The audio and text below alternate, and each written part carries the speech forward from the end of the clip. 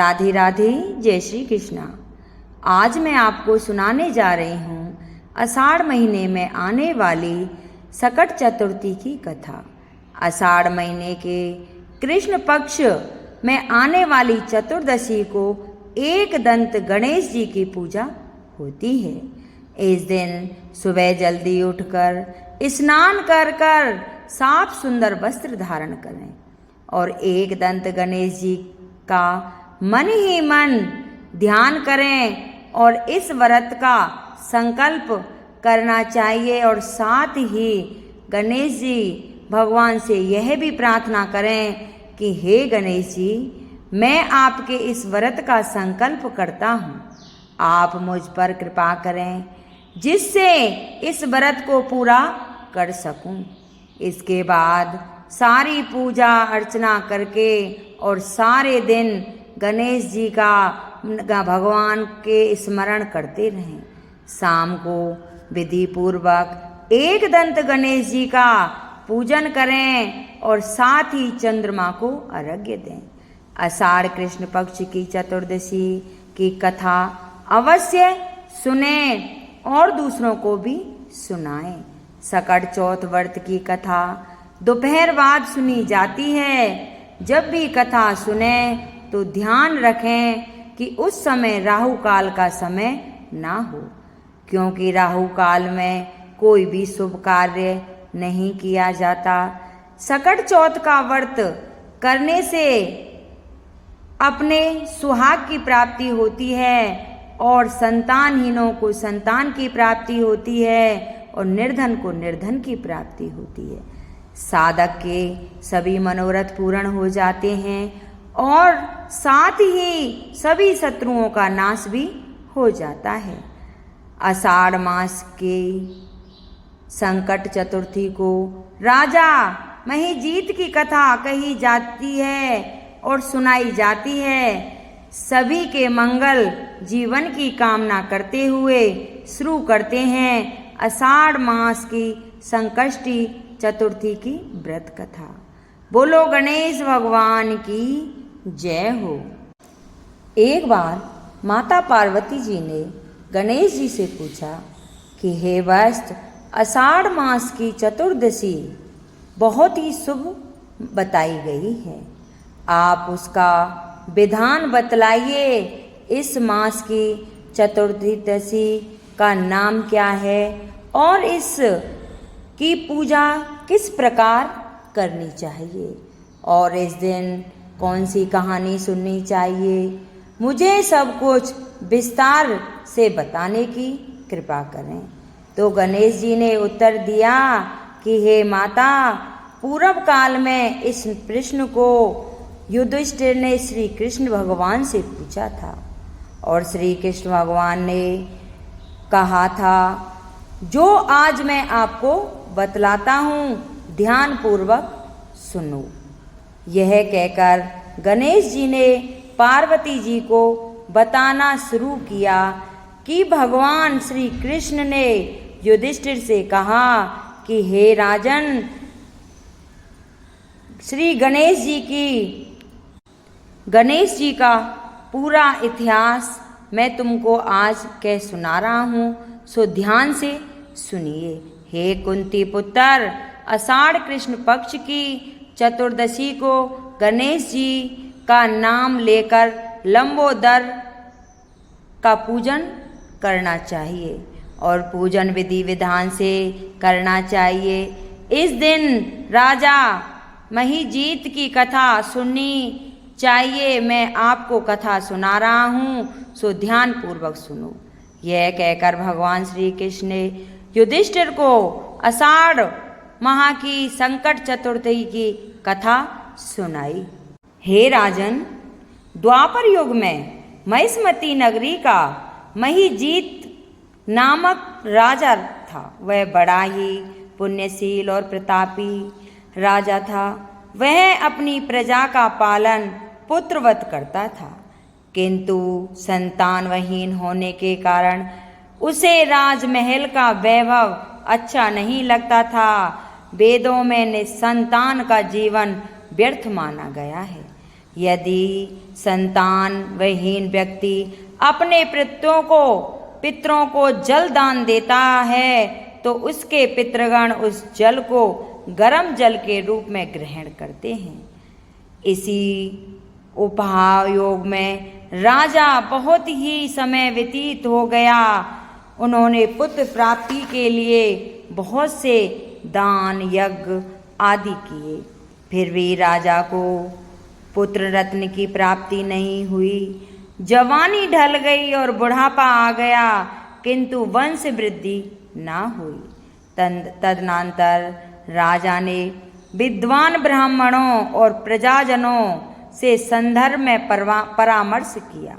राजा ने कहा कि हे ब्राह्मणों तथा प्रजाजनों, हम तो संतानहीन हो गए हैं, अब मेरी क्या गति होगी। मैंने जीवन में तो किंचित भी पाप कर्म नहीं किया। मैंने कभी अत्याचार द्वारा धन संग्रह नहीं किया। मैंने तो सदैव प्रजा का पुत्रवत पालन किया है तथा धर्मचारण द्वारा ही पृथ्वी पर शासन किया है। मैंने चोर डाकुओं को दंडित किया, इष्ट मित्रों के भोजन की व्यवस्था की, गौ ब्राह्मणों का हित चिंतन करते हुए सृष्टि पुरुषों का आदर सत्कार किया। फिर भी मुझे अब तक पुत्र न होने का क्या कारण है।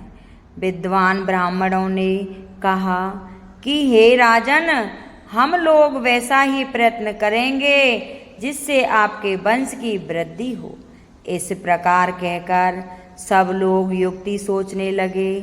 सारी प्रजा राजा के मनोरथ की सिद्धि के लिए ब्राह्मणों के साथ वन में चली गई। वन में उन लोगों को एक श्रेष्ठ मुनि के दर्शन हुए।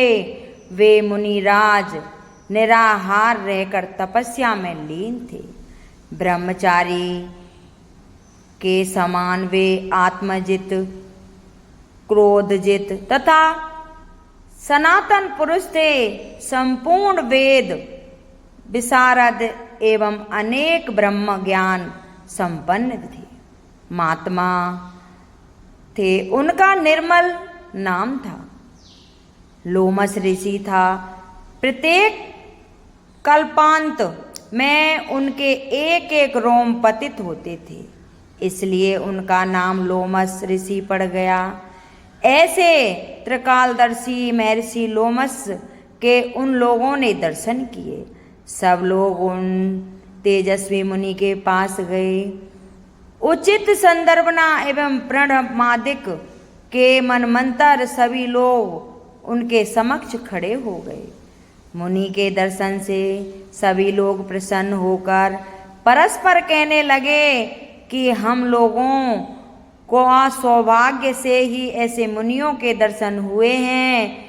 इनके उपदेश से हम सभी का मंगल हो सकता है।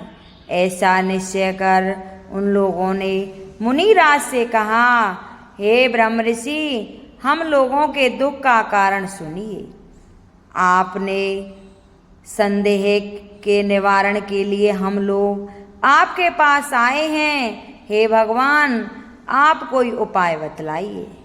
महर्षि लोमेश ने पूछा, सज्जनों, आप लोग यहाँ किस अभिप्राय से आए हो? मुझसे आपका क्या प्रयोजन है, स्पष्ट रूप से कहिए। मैं आपके सभी संदेहों का निवारण करूँगा। तभी प्रजाजनों ने उत्तर दिया, हे मुनिवर, हम महिष्मती नगरी के निवासी हैं। हमारे राजा का नाम महेजीत है। वह राजा ब्राह्मणों का रक्षक, धर्मात्मा, दानवीर, सूरवीर एवं मधुरभाषी है।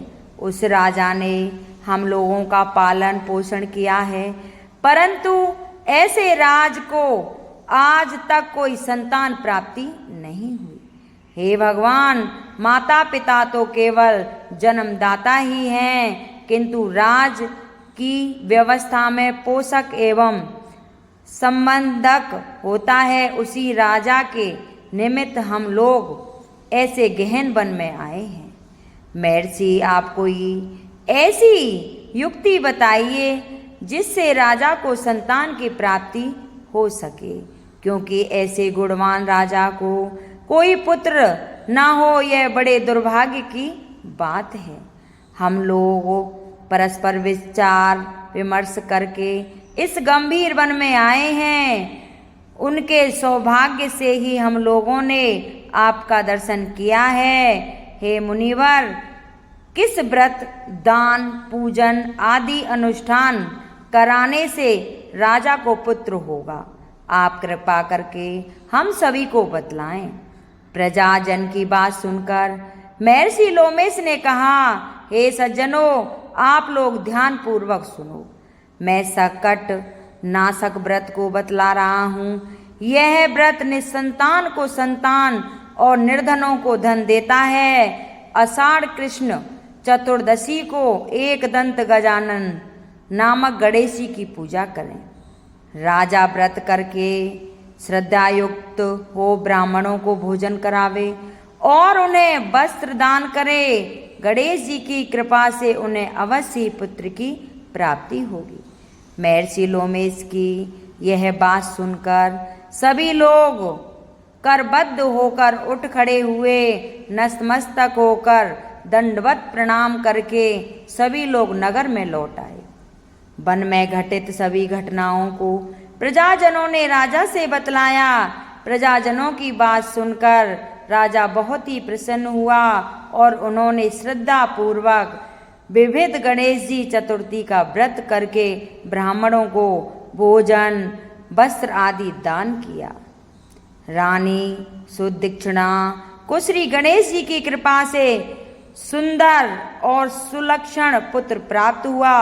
जो व्यक्ति इस व्रत को श्रद्धा पूर्वक करेंगे वे समस्त सांसारिक सुख के अधिकारी होंगे और समस्त सुख भोग कर अंत में वैकुंठ को जाएंगे।